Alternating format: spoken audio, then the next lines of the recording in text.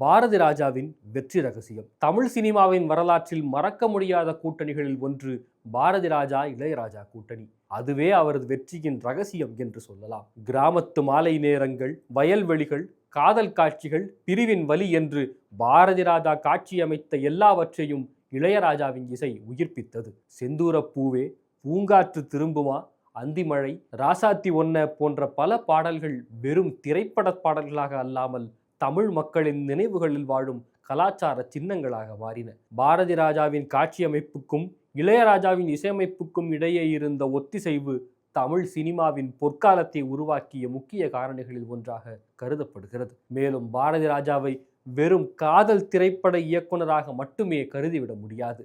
அவர் பல முக்கியமான சமூக பிரச்சனைகளையும் திரைப்படங்களில் எடுத்து காட்டியுள்ளார்.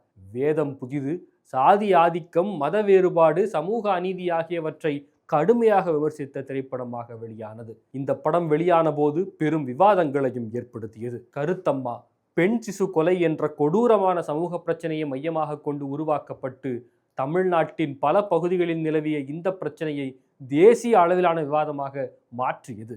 பாரதி ராஜா கிராமிய இயக்குனர் என்ற பெயர் பெற்றிருந்தாலும் நகர வாழ்க்கையை மையமாக கொண்ட படங்களையும் இயக்கியுள்ளார். சிகப்பு ரோஜாக்கள், ஒரு கைதியின் டைரி, நிழல்கள் போன்ற படங்கள் அவரது படைப்பாற்றலின் வேறு பரிமாணத்தை வெளிப்படுத்தின. குறிப்பாக சிகப்பு ரோஜாக்கள் சைக்கோ த்ரில்லர் வகையில் தமிழ் சினிமாவில் தனித்துவமான இடத்தை பெற்றது.